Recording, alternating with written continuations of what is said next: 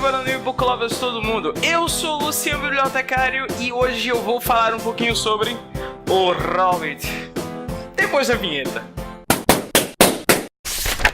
Ok, caros leitores, se você chegou até aqui, se você está vendo esse vídeo pelo YouTube e não lá pelo Leitor Cabuloso, que é o meu site, então eu vou deixar bem claro que existe uma resenha acima desse vídeo. A resenha é um texto mais técnico, então lá eu falei um pouquinho sobre o porquê o Hobbit deveria ser lido, eu fiz uma análise do livro, tá certo? E aqui, na verdade, no vídeo eu vou sempre falar as minhas impressões, esse é o objetivo, né? É falar um pouquinho sobre o que eu achei do livro, as minhas impressões pessoais. Se você já leu o livro e quer uma análise mais crítica, um pouquinho até teórica, vai lá no post, lá no Leitor Cabuloso, o link tá aqui na descrição desse vídeo, é só você clicar e dar uma lida lá no site. Mas enfim, vamos falar sobre o Hobbit, as minhas impressões. Primeiro, se você nunca leu o Hobbit, a primeira coisa que você tem que saber é que sim, o Hobbit é um livro infantil. Você cometeu o mesmo erro que eu cometi, que é o seguinte, você termina de assistir O Senhor dos Anéis, corre pra livraria desesperado, chega lá, você pega o livro do Hobbit em mãos, e aí você diz, agora sim, eu vou pra Terra-média, eu vou começar a ler a obra máxima de Tolkien. Se você fizer isso com a mesma impressão que eu fiz, você vai quebrar a cara de uma forma inacreditável, porque o Hobbit ele é um livro excessivamente infantil. Isso você tem que colocar na cabeça. O Hobbit, se você não sabia disso, a gente deve ler o Hobbit hoje por um garoto de 10 anos de idade. Foi um garoto de 10 anos de idade que fez com que Tolkien continuasse a escrever o Hobbit. O Tolkien tinha começado a escrever o Hobbit, ele para de escrever, mostra essas anotações que ele tinha feito para uma amiga de faculdade dele. Essa amiga de faculdade tinha um filho, e esse filho lê a história, fica extasiado, fica encantado e fala pra mãe que é o resto, que é a continuação. E essa amiga que diz pro Tolkien, o meu filho leu e ele quer saber do resto da história. Ou seja, é por causa de um menino de 10 anos que a gente deve ler o Hobbit hoje. Então, uma coisa que você tem que colocar em mente, o Hobbit é sim um livro infantil, ele não é o Senhor dos Anéis. A estrutura do Hobbit, ela começa a demonstrar alguns passos, alguns detalhes da escrita de quem viria a ser o Tolkien do Senhor dos Anéis. Mas o Hobbit ele é excessivamente um livro infantil. As cenas, o próprio Hobbit ele é uma criança, ele gosta de comer muito, ele gosta de comer guloseimas, coisas gostosas. Então o Hobbit ele tem essa estrutura de um livro infantil. Portanto, a minha primeira leitura sobre o Hobbit foi péssima, porque eu li com na vibe do Senhor dos Anéis, com aquela impressão de que ele é um livro épico, com batalhas incríveis, e o Hobbit não é isso. Essa não é a dinâmica do Hobbit. O Hobbit ele é centrado em cima da aventura. A aventura de um cara que é tirado da vida boa dele, da vida normal dele, e jogado numa aventura que ele nem queria estar lá. Então, toda essa metáfora, e o Hobbit ele tem N metáforas. Se vocês sabem, se vocês não sabem, o Tolkien ele viveu na Primeira Guerra, ele foi para a Primeira Guerra Mundial, e ele trouxe com toda certeza muitas memórias, muitas marcas disso. O Bilbo, a gente já falou isso até um pouco no Cabuloso Cast que nós gravamos sobre o Hobbit. O Bilbo ele representa isso. O Tolkien estava lá quieto na dele, de repente ele é tirado da vida dele cotidiana, da vida dele enquanto professor, ele é jogado na Primeira Guerra Mundial. Mais ou menos o que acontece com o Bilbo. O Bilbo tá lá vivendo a vida dele, de repente parece um mago maluco e comedor de cogumelos e joga o Bilbo numa aventura que ele não fazia parte, mas que ele é decisivo, né? Então assim, eu gostei bastante da minha segunda leitura. Eu li o Hobbit 3 vezes. Na primeira vez eu dei nota baixa pro Hobbit. Se eu não me engano, na época, no Scooby eu dei nota 1. Sim, eu dei nota 1 estrelinha só pro Hobbit. E na minha segunda leitura, um pouquinho mais maduro, sem querer ver o Senhor dos Anéis ali, eu dei nota... se eu não me engano, eu dei nota 4, né? O que perdeu um ponto eu explico já já. Mas enfim, assim que eu terminei de assistir o segundo filme, A Desolação de Smaug, eu voltei pra casa numa vibe tão maluca assim, eu disse, caramba, eu preciso identificar as cenas daquele filme no livro. Eu preciso marcar, né? Se você reparar, o meu livro, ele tá todo cheio de post-its, ó. Ele tá todo marcado, sabe por quê? Porque eu fui identificando as partes que tinha no filme e que o Peter Jackson respeitou do livro, né? Os personagens que eu encontrava no filme que estavam aqui. Então fui marcando frases, personagens, partes importantes, frases incríveis e tá tudo compilado aqui. Ok, voltando para as minhas impressões. Então, o Hobbit, se você encara ele como um livro infantil, que foi como eu fiz na minha segunda leitura, você consegue absorver muito bem a leitura dele. É muito gostoso a leitura do Hobbit, é fácil você entender, a história flui muito bem, os anões são muito divertidos, Bilbo xingando o tempo todo, se arrependendo o tempo todo de estar naquela viagem maluca que ele foi metido. Cara, tudo isso é muito divertido. Então o Hobbit, ele é sim uma história divertida, ele é uma história alegre, ele é quase um conto de fada, vamos dizer assim. Ele é quase um conto de fada, porque o tempo todo o Bilbo fica naquela de se arrepender, né? Porque tá naquela jornada maluca que ele não pediu pra estar ali, com aqueles anões malucos, e isso é o livro do Hobbit em si. É essa jornada do Bilbo. E o Bilbo, ele é um personagem extremamente importante. E por que o Bilbo ele é um personagem tão importante? Se você colocar bem na cabeça a estrutura do Hobbit, um ponto muito interessante é o seguinte: quando eu comecei a ouvir alguns podcasts de alguns amigos, dentre eles eu ouvi o TelhaCast, eu ouvi o RapaduraCast, eu ouvi o Nerdcast, eu acho que quase nessa ordem mesmo. Primeiro eu ouvi o TelhaCast, depois eu ouvi o Rapadura, depois por último eu ouvi o Nerdcast. E toda a estrutura que eles falaram, as críticas e tal, eu entendi, eu respeitei as críticas, o que eles não gostaram, mas nem por causa disso, isso acabou com a minha experiência assistindo as duas adaptações. Eu gostei das duas adaptações. Então, o livro, o Hobbit, ele seria um livro muito difícil de ser analisado. E por que eu digo isso? Porque, se você reparar bem, o Hobbit é um livro excessivamente infantil. O Senhor dos Anéis é um livro excessivamente épico. Enquanto o Hobbit ele é uma aventura de capa-espada, o Senhor dos Anéis é um épico fantástico. Então, enquanto o Hobbit você vai ter cenas engraçadas, divertidas, enquanto você vai ter os anões cometendo trapalhadas e sendo salvo por alguém que não deveria estar fazendo aquele papel, porque se você parar pra pensar, o Bilbo ele é o contraponto o Bilbo ele é o contraponto, ele é a oposição dos anões. Enquanto os anões são excessivamente ambiciosos, são excessivamente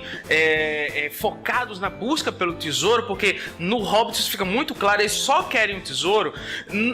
O Bilbo ele é o contrário, o Bilbo ele representa a inocência, ele representa a pessoa que não se apega aos bens materiais. O Bilbo ele vive uma vida simples e humilde lá no condado, né? E isso é muito interessante, porque é por isso que o Bilbo é tão fundamental nessa jornada. O Bilbo representa o lado oposto dos anões. Um dos anões representam a cobiça, a ganância, o Smaug representa a cobiça, a ganância, até os humanos, os elfos também estão lá envolvidos na cobiça, na ganância. Os hobbits não, os hobbits são seres que não compartilham disso. Eles vivem uma vida simples, eles vivem uma vida com luxo, claro, mas eles são muito mais preocupados com isso, com se alimentar muito bem, dormir muito bem, ter uma boa casa, sabem? Ele não se preocupa exatamente com ter tesouro, com acumular riquezas, né? E o Bilbo ele é fundamental nisso. E tem uma parte que assim muita gente falou, porque o Peter Jackson ele está colocando nos filmes uma característica na Harkenstone, né? A Pedra Harken. A Pedra Harken é quase como se fosse o anel, né? Um anel. E sim, o Tolkien deixou isso bem claro no livro. A Harkenstone, ela é muito mais do que simplesmente uma mera pedra. Ela vai além do que simplesmente ser uma pedra comum. Ela não é, meu amigo, ela não é um paralelepípedo bonito, entendeu? Pintado de dourado. Ela não é. Isso fica claro, o Tolkien deixa isso claro. Os personagens, até o Bilbo, quando ele encontra a Pedra Harken, ele diz a essa descrição no livro, ele se sente extremamente envolvido com a ambição, ele sente a ambição, ele quase pode se sentir tão ambicioso quanto um anão. E todas as pessoas que veem a Pedra Harken sentem a mesma coisa, né? E todas as pessoas que têm contato com a Pedra Harken sentem a mesma coisa, sentem a ambição e precisam se afastar dela para para não serem possuídos, sabe? Para não serem consumidos pela ambição que a Pedra Harken transborda dela mesma, né? Agora vamos a um ponto que eu deixei meio aberto. Por que eu dei nota 4 para o Hobbit e não dei logo 5? Na verdade, quando eu faço uma análise de um livro, eu levo em contexto toda a obra. Eu levo em consideração o livro em si, a capa, a edição, em tudo, sabe? A digitação do texto, se tem muitos erros de português e coisas desse tipo. Então, no caso dessa minha edição, eu já falei isso lá no Cabuloso Cast, falei isso também um pouquinho na minha resenha, mas se você tá vendo primordialmente o vídeo e vai ler depois a resenha, é importante que você tenha isso em mente. Vamos lá. Eu comprei essa edição que você está vendo aqui. Foi uma edição que a Martins Fontes publicou em comemoração aos 75 anos do lançamento da primeira edição do Hobbit. E a primeira coisa que me veio à mente, porque eu ia gravar um podcast sobre o tema, sobre o Hobbit, então eu queria o livro que me fornecesse o máximo de informações sobre a própria história do livro. Então o que foi que eu fiz? Eu fui à livraria procurar aquela edição que possivelmente me fornecesse a maior quantidade de informações sobre Tolkien, sobre a própria escrita do livro do Hobbit. E essa edição comemorativa de 75 anos me chamou a atenção, porque eu pensei, bem, é uma edição de comemoração. Então os caras não vão me cobrar mais caro simplesmente para colocar uma capa dura e mudar a coloração da capa, porque essa capa aqui, ela é uma versão da capa original do Hobbit. Então, quando eu comprei essa edição, a minha primeira decepção foi essa. Não tem nem a biografia do autor. E eu queria saber um pouco mais sobre o Tolkien. Enfim, eu queria saber mais informações sobre o Tolkien, como eu disse, sobre a história do Hobbit, como ele escreveu esse livro. E toda a pesquisa que eu tive que fazer foi fora, foi na própria Wikipédia, foi em outros sites e por aí vai. Foi procurando documentários no próprio YouTube, enfim. E isso é o que me faz tirar um ponto desse livro. Eu acho que o Hobbit ele merecia uma edição comemorativa, mas que fosse uma edição comemorativa que realmente respeitasse os fãs, que realmente fizesse jus ao preço, porque eu paguei mais caro por isso aqui, e eu só recebi, como eu disse, uma capa dura de coloração diferente. Então, se você já é fã de Senhor dos Anéis, mas nunca leu Hobbit, eu faço o convite que leia essa obra incrível. Como eu disse, leve em consideração todos os aspectos que eu falei. É um livro infantil, é o Tolkien iniciando a construção do seu universo. É muito interessante você ver isso, a paixão que o Tolkien tem por escrever sobre a Terra-média. Isso ele destila no Hobbit com maestria. É muito gostoso você ler essas impressões que o Tolkien tem a respeito da Terra-média, o jeito Tolkien de escrever nascendo aqui no Hobbit. Então, se você nunca tinha lido nada do Senhor dos Anéis, se você nunca tinha lido nada do Tolkien, vale a pena começar pelo Hobbit, porque é uma excelente iniciação. Se você, como eu disse, se você já vem de alguma outra leitura, então leia o Hobbit sem preconceito, porque você vai adorar. Agora leve sempre em consideração isso.